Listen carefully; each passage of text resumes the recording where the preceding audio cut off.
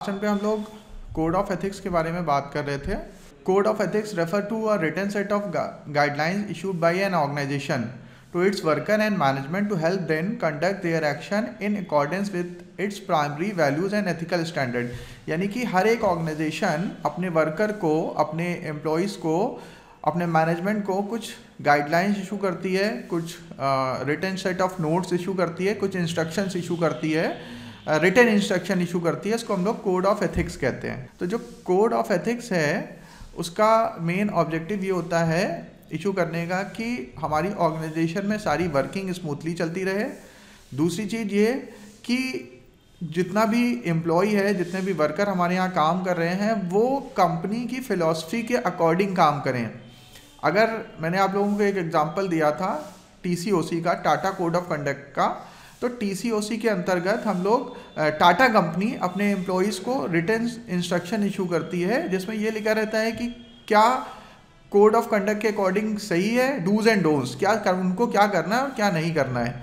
और ये इशू करने का उनका मकसद ये रहता है कि जिस तरह से टाटा के सारे जितने भी उनके डिफरेंट ऑर्गेनाइजेशन है, TCS, Tata steel, Tata Motors, 100 से ज़्यादा इस तरह की डिफरेंट ऑर्गेनाइजेशन है, तो ओवरऑल टाटा ग्रुप का जो एथिकल वैल्यूज़ हैं, जिसको ट्रस्टेड कंपनी माना जाता है, एथिकल कंपनी माना जाता है, तो उस ट्रस्ट को और उस इमेज को बरकरार रखने के लिए उनके वर्कर्स को, उनके एम्प्लॉयज़ को पता होना चाहिए कि उनको क्या करना है और क्या नहीं करना है।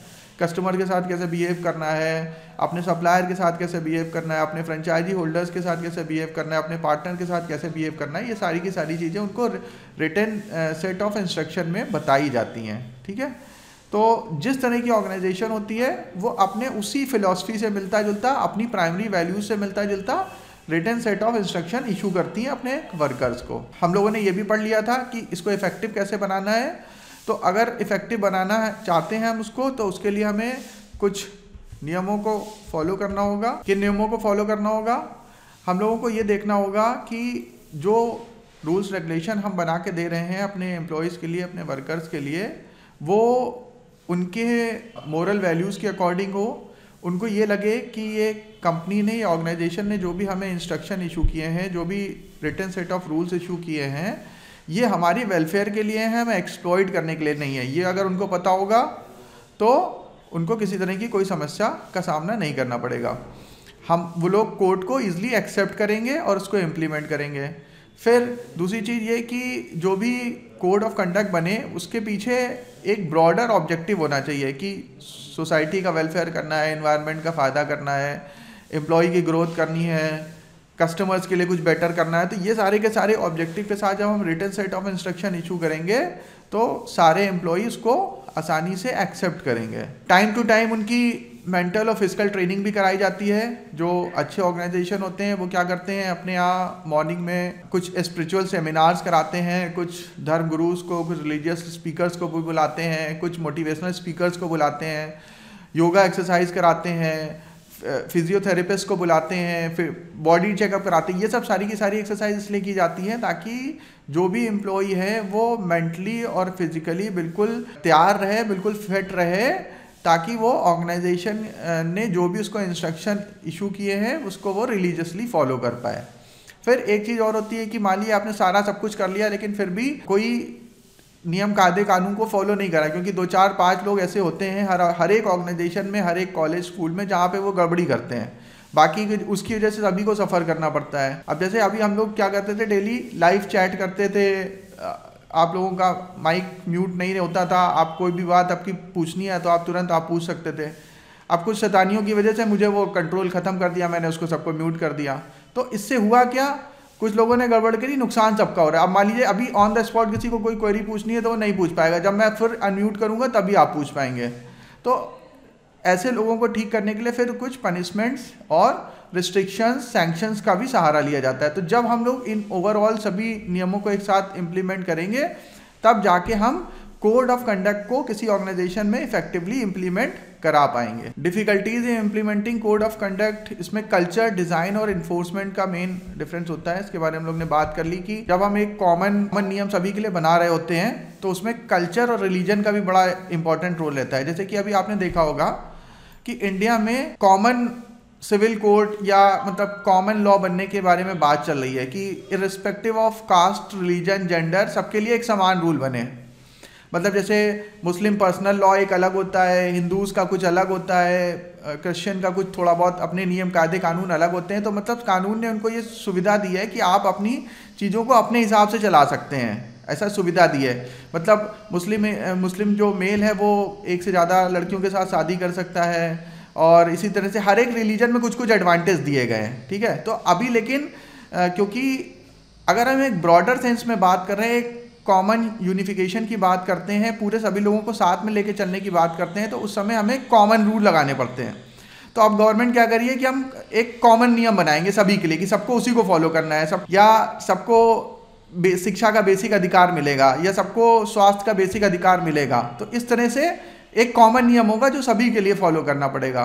तो इस कंडीशन में रिलीजन या कल्चर का डिफरेंस जो है वो थोड़ा सा हिंड्रेंस क्रिएट करता है। तो आपने देखा होगा कि बहुत सारे धर्म गुरुज हैं अलग अलग रिलीजन को बिलोंग करने वाले, वो प्रोटेस्ट करते हैं कि नहीं, कि आप हमारे राइट्स को ऐसे नहीं कर सकते, सरप्रेस नहीं कर सकते। लेकिन जब हम कभी किसी बड़ी ऑर्गेनाइजेशन की बात करते हैं, जैसे कि अगर हमें एक मल्टीनेशनल ऑर्गेनाइजेशन को रन करना है, तो वो सिंगापुर में भी ऑफिस होगा उसका, ताइवान में भी होगा, कहीं और पे भी होगा। जब अगर ऐसा कुछ होगा तो उसके लिए फिर हम ये नहीं कर सकते हैं कि कंट्री टू कंट्री अलग अलग नियम बनाएं। जब हम कोई बड़ी ऑर्गेनाइजेशन को कहीं पे स्टार्ट कर रहे होते हैं तो उसके लिए हमें क्या करना पड़ता है, एक कॉमन रूल बनाने पड़ते हैं। किसी ऑर्गेनाइजेशन ने अपना ऑफिस सिंगापुर में भी खोल रखा है, फिलीपींस में भी खोल रखा है, इंडिया में भी खोल रखा है, पाकिस्तान में भी खोल रखा है, जकार्ता में भी खोल रखा है, यूरोप में भी खोल रखा है। तो उसको कुछ ऐसे ग्राउंड्स, ऐसे नियम तैयार करने पड़ेंगे जो इर्रिस्पेक्टिव ऑफ कंट्री सभी के लिए कॉमन होंगे, समान होंगे। कॉमन लॉ बनाए जाते हैं, उसके ये रीजन होता है, उसका ये एडवांटेज भी होता है। फिर बहुत सारी डिफरेंट ऑर्गेनाइजेशंस हैं जिन्होंने अपने कुछ नियम बना रखे हैं, कोड ऑफ कंडक्ट जो इशू करती हैं। तो वो कोड ऑफ कंडक्ट वो लोग इसलिए इशू करती हैं ताकि वो अपनी उस पर्टिकुलर ऑर्गेनाइजेशन को अपनी वैल्यूज़ के हिसाब से, अपने कल्चर के हिसाब से, अपने एथिक्स के हिसाब से, अपनी अच्छी प्रैक्टिसेस के हिसाब से रन करा पाएँ। तो जैसे ये आप मेडिकल काउंसिल ऑफ इंडिया है, तो वो करता है कि सभी पेशेंट्स की सेवा करनी है, अपनी ड्यूटीज़ को फॉलो करना है, ये अपने वर्कर्स को वो इस तरह की गाइडलाइंस इशू करता है। डॉक्टर टू डॉक्टर रिलेशंस अच्छे होने चाहिए, एम्प्लॉय टू एम्प्लॉय रिलेशन अच्छे होने चाहिए, ऑर्गेनाइजेशन में सभी को एक दूसरे की हेल्प करनी है। ये देखिए मेडिकल काउंसिल ऑफ इंडिया का ये लोगो भी बना हुआ है इन्होंने। इसी तरह से चार्टर्ड अकाउंटेंट्स में भी है। चार्टर्ड अकाउंटेंट का मैंने आपको एक केस स्टडी भी दिया था, मैंने आपको। अगर चार्टर्ड अकाउंटेंट्स ने सत्यम स्कैम में, यानी कि वाटर हाउस कूपर जो कि एक ऑडिटिंग एजेंसी है, उसके चार्टर्ड अकाउंटेंट्स ने सत्यम की बुक्स को सही से ऑडिट किया होता और रिपोर्ट दी होती, तो उससे कभी भी किसी भी कंडीशन में ऑर्गेनाइजेशन को जो 600 रुपये का शेयर है वो जो 6 रुपये का हो गया था घट के, और लोगों की 99% इन्वेस्टर्स की, स्टेक होल्डर्स की 99% वेल्थ इरोड हो गई थी, उसका सामना ना करना पड़ता कभी भी। महिंद्रा सत्यम के केस से एक चीज़ सीखी कि अगर ऑर्गेनाइजेशन अपने एम्प्लॉयज़ को, यानी सारे चार्टर्ड अकाउंटेंट्स को कोड ऑफ कंडक्ट भेजती है और अगर उसको रिलीजियसली फॉलो करते हैं, तो कभी इस तरह के स्कैम्स नहीं हो पाएंगे। क्योंकि अगर ऑडिटर और सारे अकाउंट से रिलेटेड, डिपार्टमेंट से रिलेटेड लोग अगर एथिकली काम करते रहेंगे, तो कोई भी कंपनी या प्रमोटर फेक रिप्रेजेंट नहीं कर पाएगा अपनी बैलेंस शीट का, जिसकी वजह से इन्वेस्टर मिसगाइड नहीं होंगे और उनका हार्ड अर्न मनी बर्बाद नहीं होगा। ठीक है, तो महिंद्रा सत्यम के केस में बहुत नुकसान हुआ था लोगों को, और फिर बाद में गवर्नमेंट ने थोड़ी हेल्प करी, जिसकी वजह से कुछ लोगों को थोड़ा फ़ायदा हुआ। चार्टर्ड अकाउंटेंट एक्ट में जो अपने वो सारे सीएस को गाइडलाइंस इशू करता है कोड ऑफ कंडक्ट की, उसमें लिखा रहता है कि उसको अपना एथिकल वर्क करना है, ऑनेस्टी को फॉलो करना है, अपने क्लाइंट की कॉन्फिडेंशियल इन्फॉर्मेशन को डिस्क्लोज नहीं करना है पब्लिक डोमेन में, और जितनी भी चीज़ें करनी है वो ट्रस्ट से करनी है, ईमानदारी से करनी है। तो इस तरह की सारी वो इंजीनियर्स को भी कोड ऑफ कंडक्ट इशू किए जाते हैं। एडवर्टीजमेंट काउंसिल कि आपको किस तरह के एडवर्टीजमेंट बनाने हैं, किस तरह की आपको विज्ञापन बना के पब्लिश करने हैं, लोगों को मिसगाइड नहीं करना है, धोखा नहीं देना, कंपनियों के प्रोडक्ट की बुराई नहीं करनी है, इस तरह से गाइडलाइन इशू करी जाती हैं। टॉप मैनेजमेंट जो होता है वो कुछ नियमों को फॉलो करता है, ठीक है, बेसिक नियम जो फॉलो करता है। उसके बाद एथिक्स, ये भी मैंने आप लोगों को क्लास में भी डिस्कस किया था इसके ऊपर कि कंट्री की बाउंड्री, ग्लोबल लोकेशन चेंज होने के साथ साथ एथिक्स में कुछ बदलाव आते हैं। मैंने आप लोगों को लास्ट टर्म में कुछ पर्सनल एग्जांपल भी बताए थे कि जब किसी देश, हम एक देश से दूसरे देश में जाते हैं, कोई कल्चर चेंज होता है, एटीट्यूड चेंज होता है, रिलीजियस बिलीफ चेंज होता है, एजुकेशन पैटर्न चेंज होता है, गवर्नमेंट चेंज होती है, वर्क एनवायरनमेंट चेंज होता है, तो एथिक्स के कुछ कुछ नियम बदल जाते हैं। सब कंट्रियों के अपने अलग अलग होते हैं, कुछ यूनिवर्सल होते हैं और कुछ बदल जाते हैं। फिर एक ये बहुत इंपॉर्टेंट कंसेप्ट है एथिकल रिलेटिविज्म। एथिकल रिलेटिविज्म का क्या मतलब होता है कि country to country, community to community ethics के प्रिंसिपल्स चेंज होते हैं। जैसे अभी हम लोग बात कर रहे थे कि कंट्री टू कंट्री, मान लीजिए कोई ऐसी कंट्री है जहाँ पे इस्लाम को प्रैक्टिस किया जाता है, तो वहाँ पे क्या है कि वो लोग कुर्बानी देना, नॉनवेज खाना या मल्टीपल मैरिज करना, ये सब सारी चीज़ें वहाँ पे एथिकल हैं, कानून सम्मत हैं, लॉफुल है। मतलब ये अगर आप ऐसा कुछ करते हैं तो उसमें ऐसा कुछ नहीं कि आपने कुछ अनएथिकल किया है, क्योंकि उनके नियम में, उनके रिलीजन में ऐसा। लेकिन अगर आप वही प्रैक्टिसेस किसी बुद्धिस्ट कंट्री में करते हैं जहाँ पे बुद्ध लोग हैं, जैसे म्यांमार वगैरह, ठीक है, तो उनके लिए किसी की हत्या करना या मल्टीपल मैरिजेस करना या ये सब सारी चीज़ें, कुछ और चीज़ें प्रैक्टिस करना, वो शायद उनके हिसाब से वो अनएथिकल होगी। तो यानी कि ये country to country, geographical location to location, religion to religion vary करता है। अब जैसे कि एक संप्रदाय है, मैंने आप लोगों को बताया था कि अंडमान निकोबार आइलैंड में वो बहुत आदिवासी लोग रहते हैं, तो वहाँ पे कोई बाहर से जाता है तो उसको मार देते हैं वो, और वो उसी तरह से रहते हैं। हजारों सालों पुरानी सभ्यता है, अभी भी बिल्कुल जैसे नहीं आदिवासी और बर्बर किस्म के लोग रहते थे वैसे ही वो रहते हैं। तो वो उनके हिसाब से वो जो कुछ कर रहे हैं वो उनका कल्चर है, उनका रिलीजन है, इसलिए हम लोग उसको अनएथिकल नहीं कहेंगे। अगर हम लोग उनकी कल्चर में या सभ्यता में या उनकी रहने में डिस्टर्ब करने की कोशिश करेंगे तो वो उसको गलत जरूर माना जाएगा। तो एक तो ये पॉइंट हो गया।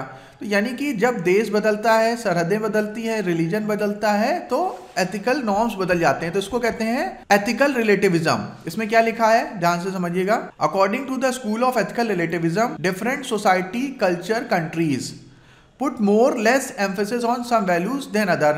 कुछ सोसाइटी, कल्चर, देश किसी एक वैल्यू पे ज्यादा एम्फेसिस करते हैं, किसी पे दूसरे पे कम करते हैं। फिर सेकंड पॉइंट है have different standard of right and wrong. किसी देश के हिसाब से कुछ सही हो सकता है, किसी देश के हिसाब से कुछ गलत हो सकता है। जैसे मैंने आप लोगों को तालिबान का एग्जाम्पल दिया था, तो उनको अगर किसी को सजा देनी होती है तो चौराहे पे ले जाते हैं, गोली मार देते हैं सर पे। तो ये एक्ट में भी उनके हिसाब से, उनकी गवर्नमेंट के हिसाब से उनको ठीक लगता है, बट लेकिन यूनिवर्सल अगर हम बात करेंगे तो वो गलत है। तो यानी कि सबके अपने अपने, अपनी कंट्री, अपने कल्चर, अपनी सोसाइटी के हिसाब से उनके अपने अपने नियम हैं, उनके हिसाब से सही गलत की अपनी अपनी परिभाषा है, ठीक है। Have different social mores and behaviour norms. तो उनके different social norms, moral norms, behaviour norms हैं। तो इसको कहते हैं एथिकल रिलेटिविज्म। यानी अलग अलग जगहों पे जैसे ही कल्चर बदलता है, कंट्री बदलती है, सोसाइटी बदलती है, तो एथिकल नॉर्म्स बदल जाते हैं। उसी तरह से दूसरा कंसेप्ट है जिसको कहते हैं एथिकल यूनिवर्सलिज्म। इस कंसेप्ट में क्या होता है, यूनिवर्सल तरीके से, मतलब अक्रॉस द ग्लोब, हर एक देश में irrespective of caste, religion, culture, gender, सभी जगहों पे सेम रूल्स रेगुलेशन को फॉलो किया जाता है, ठीक है। तो उसको कहते हैं एथिकल यूनिवर्सलिज्म। एथिकल रिलेटिविज्म में देखिए नीचे क्या लिखा है, व्हाट इज एथिकल और अनएथिकल, ये भी डिसाइड होता है, मस्ट बी जज in light of local customs and social morals, ठीक है। वहाँ की जो लोकल परंपराएं हैं, उनके जो कस्टम्स हैं, उनके हिसाब से क्या सही है और क्या गलत तय किया जाता है। और ये एक कंट्री से दूसरी कंट्री में वेरी कर सकती है, किसी देश में कुछ होगा, किसी देश में कुछ होगा। लेकिन एथिकल यूनिवर्सलिज्म में क्या होता है, कोई भी कल्चर हो, कोई भी देश हो, कुछ भी मानना हो आपका, कुछ प्रिंसिपल्स और नॉर्म्स जो हैं वो हर एक जगहों पे बिल्कुल सेम रहते हैं, वो चेंज नहीं होते हैं। चाहे आपका कल्चर बदल जाए, चाहे आपका रिलीजन बदल जाए, चाहे आपका देश बदल जाए, चाहे सरकार बदल जाए, वो नॉर्म्स बिल्कुल सेम रहेंगे। ऐसे कौन से नॉर्म्स हो सकते हैं, आइए देखते हैं। वो नॉर्म्स हैं honesty, trustworthiness, dignity, treating people with dignity and respect, respecting rights of other. वो जो यूनिवर्सल प्रिंसिपल्स होते हैं वो होता है honesty, trustworthiness, treating people with dignity and respect, दूसरों की हमेशा दूसरों को सम्मान से बात करनी चाहिए, उनको अच्छे से बात करनी चाहिए, सबको सम्मान देना चाहिए, सच बोलना चाहिए, ट्रस्टवर्दी होना चाहिए, दूसरों की को सम्मान देना चाहिए, अननेसेसरी किसी भी वर्कर को, किसी भी जानवर को, किसी भी पेड़ पौधों को नुकसान नहीं पहुंचाना चाहिए। तो मतलब कुछ यूनिवर्सल प्रिंसिपल्स हैं जो किसी भी caste, religion, geographical boundary, government पे डिपेंड नहीं करते, ये इससे सबसे परे हैं। फिर एक जल्दी से एक और फिनोमेना डिस्कस कर लेते हैं, एथिकल कन्वर्जेंस। क्या होता है ethical convergence? Ethical convergence is defined as the practice of a uniform system of ethical code in different countries that are culturally and socially different. क्या है, थोड़ा सा इसको समझते हैं। आपने फिजिक्स में प्रिंसिपल दो चीज़ें पढ़ी होंगी, convergent lens and divergent lens. ठीक है, कन्वर्जेंट लेंस वो लेंस होता है जो सारी जो लाइट्स उसके ऊपर पड़ती हैं उसको वो कॉन्सेंट्रेट करके एक पॉइंट पे फोकस कर देता है। आपने बचपन में एक खेल खेला होगा या शरारत करी होगी, एक वो लेंस लेके उससे आग जलाने की कोशिश करी होगी, कागज़ को धूप में रख के सूर्य की किरणों को फोकस करके आग जलाने की कोशिश करी होगी। ये खेल सबने बचपन में खेला होगा। तो वो जो लेंस उसमें लगा होता है वो कॉन्वर्जेंस लेंस होता है, मतलब वो सूर्य की आने वाली सारी किरणों को एक पॉइंट पे फोकस कर देता है। ठीक है, तो अभी क्या है कि जो फिनोमेना एथिक्स में चल रहा है वो कॉन्वर्जेंस फिनोमेना चल रहा है। मतलब अगर आपको पूरी दुनिया में अपना एम्पायर, अपनी ऑर्गेनाइजेशन स्टार्ट करनी है, जैसे टाटा है, रिलायंस है, बिरला है, ये लोग क्या करते हैं कि ये पूरी दुनिया में हर एक देश में अपनी ऑर्गेनाइजेशन ओपन करते हैं, हर देश में अपने ऑफिस ओपन करते हैं। तो अगर ऐसा कर रहे होते हैं तो उसलिए उनको करना क्या पड़ेगा, उनको कॉमन नियम बनाने पड़ेंगे। ये नहीं हो सकता है कि मतलब वो हमने अभी दो फिनोमेना पढ़े, एक फिनोमेना हमने पढ़ा एथिकल रिलेटिविज्म का और एक हमने पढ़ा एथिकल यूनिवर्सलिज्म का। तो जो मल्टीनेशनल ऑर्गेनाइजेशन है वो जो ग्लोबल लेवल पे काम करती हैं वो एथिकल रिलेटिविज्म पे काम नहीं कर सकती हैं, उनको एथिकल यूनिवर्सलिज्म पे काम करना पड़ेगा। उनको सारे देश में काम करने वाले लोगों के लिए कॉमन नियम बनाने पड़ेंगे, नहीं तो फिर डिससेटिस्फेक्शन हो जाएगा। सबके लिए समान वेजेस, सबके लिए समान काम करने के घंटे। ऐसा नहीं होगा कि अफ्रीका के लोगों से 10 घंटे काम कराएंगे, यूरोप के लोगों से 6 घंटे काम कराएंगे, ऐसा नहीं कर सकते हैं। उनको एथिकल यूनिवर्सलिज्म पे काम करना पड़ेगा। तो ये जो एथिकल कन्वर्जेंस वाला फिनोमिना है, इसमें क्या करा है, ethical convergence is defined as the practice of a uniform system of ethical code. मतलब ये प्रैक्टिस किसको करता है, प्रैक्टिस कर रहा है, किसको कर रहा है, अंडरलाइन करेंगे, uniform system of ethical code, जो कि मतलब सभी के लिए एक कॉमन नियम होने चाहिए। सभी को 8 घंटे काम करना है तो सभी को करना है, ये नहीं कोई 6 घंटे कर रहा है, कोई 8-10 घंटे कर रहा है, कोई 8 घंटे कर रहा है। सबको अगर एक प्रोफाइल पे काम कर रहे हैं सबको बराबर सैलरी मिलेगी, सबको बराबर इंसेंटिव मिलना चाहिए, सबका बराबर सैलरी हाइक होना चाहिए। तो ये इसको कहते हैं एथिकल यूनिवर्सलिज्म, यानी कि वो ऑर्गेनाइजेशन और कंट्री जो एथिकल यूनिवर्सलिज्म को फॉलो करती है या universal system of ethical code को फॉलो करती है, प्रैक्टिस करती है, उसी फिनोमेना को एथिकल कन्वर्जेंस कहते हैं। मतलब वो सारी चीज़ों को मिला के कॉमन कर देना चाहती है। ठीक है, इससे फ़ायदा क्या होता है, इससे फ़ायदा ये होता है, या हमें ये क्यों करना चाहिए, ये हमें इसलिए करना चाहिए कि इंटरनेशनल ट्रेड हमें करना है। तो अगर हमें इंटरनेशनल ट्रेड करना है, ग्लोबल लेवल पे जाना है, ग्लोबल विलेज बन रही है पूरी दुनिया, तो अगर ग्लोबल विलेज बन रही है तो सबका कॉमन नियम होगा, सबके कॉमन प्रैक्टिसेस होंगे, तभी वो चीज़ हो पाएगी। सब अगर अलग अलग तरीके से चलेंगे तो फिर वो ग्लोबल लेवल पे, जिसको हम लोग कहते हैं ना कि पूरा हमारा ग्लोब एक ग्लोबल विलेज बन गया है, तो वो चीज़ नहीं हो पाएगी अगर सब अपने अपने कोड ऑफ कंडक्ट को फॉलो करने लगेंगे। हम लोगों को कॉमन चीज़ें इसलिए भी प्रोसेस करनी है क्योंकि लोग क्या कर रहे हैं कि हर एक कंट्री में जा रहे हैं तो लोग किसी का बिजनेस कॉपी कर लेते हैं, किसी की चीज़ें चुरा लेते हैं, किसी का कॉपीराइट एक्ट को तोड़ देते हैं। तो जैसे चाइना बहुत करता है कि यूरोप में, अमेरिका में वो लाखों करोड़ों रुपए लगा के रिसर्च करते हैं और वो क्या करता है, उसकी कॉपी बना देता है, तो अनएथिकल चीज़ें करता है। तो कॉमन कोड होना चाहिए कि ये सब चीज़ें ना कर पाए, चीटिंग ना कर पाए। ठीक है, हमारे एम्प्लॉयज़ के लिए भी कॉमन स्टैंडर्ड्स होने चाहिए। और नंबर ऑफ बिजनेस वॉचडॉग बहुत ज़्यादा बढ़ गए हैं, मतलब कि जैसे WTO हो गया, फिकी हो गया, सेबी हो गया, तो ये लोग क्या करते हैं कि बिजनेसमैन को, बिजनेस हाउसेस को वॉच करते हैं। तो अगर वो वॉच कर रहे हैं तो उनके पास कॉमन पैरामीटर्स भी तो होने चाहिए कि किसको किस हिसाब से वॉच करना है। ठीक है, जब कॉमन पैरामीटर्स होंगे तो सभी को उसी हिसाब से वो वॉच कर लेंगे। ठीक है, तो इससे यहाँ से ये फिर हम लोग का ये टॉपिक ख़त्म होता है और फिर हम लोग नेक्स्ट टर्न पे कंटिन्यू करेंगे। ठीक है।